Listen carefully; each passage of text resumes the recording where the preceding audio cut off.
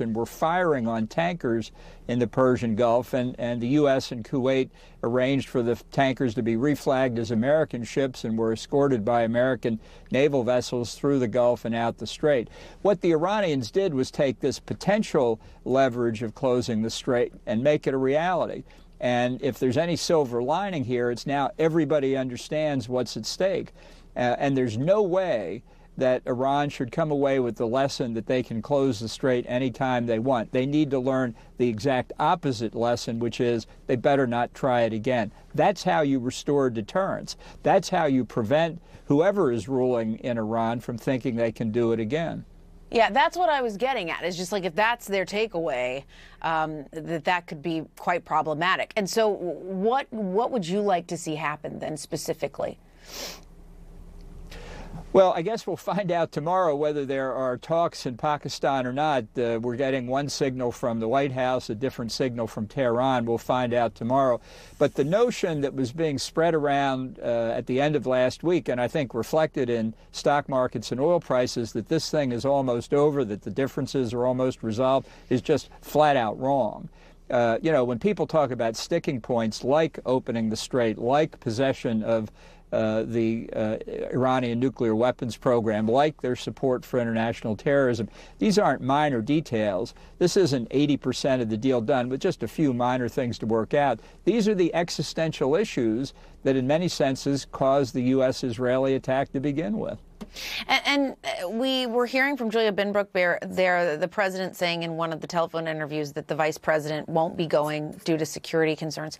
What does that tell you, if anything? And I know, I hear you. We have to see if these are actually even going to happen. But how are you thinking about these potential discussions? Well, I think they're a waste of oxygen. In fact, I think it was a mistake to have the ceasefire. The overwhelming preponderance of weapons being delivered was by the U.S. and Israel on Iran, not by Iran on everybody else. They've gotten now a 2-week breather where they're doing what they can to recover, regroup, get ready for the next phase of the war. We never should have let up on them. Yeah. Do you think J.D. Vance should be going? Obviously, the president's saying it's a security concern. Yeah, I can't speak to the security concern. It wasn't such a concern the last time, but you shouldn't send the vice president. He's one level below the president. We don't know that the people the Iranians are sending have any authority to commit their government to begin with. If we were going to send a high-level official, it should have been the Secretary of State, not the vice president and not civilian volunteers. Yeah. And what message do you think that sent to the Iranian negotiators?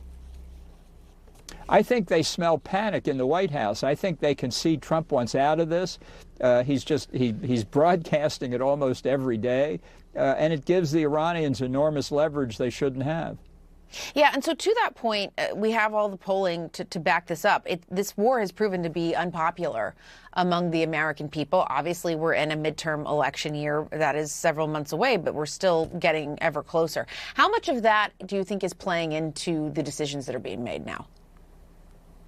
Well, I think that's a big part of it. I don't think the president's making geostrategic decisions. I think he's making domestic political decisions.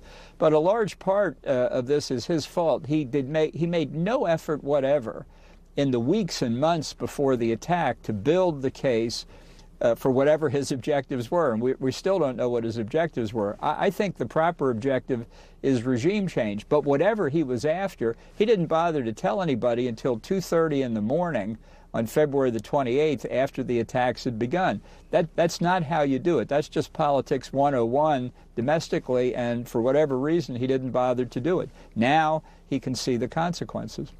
All right, Ambassador John Bolton, thank you so much for being here. We appreciate it. Thanks for having me. We have more on Iran straight ahead. The top Democrat on the Armed Services Committee joining us next to talk more.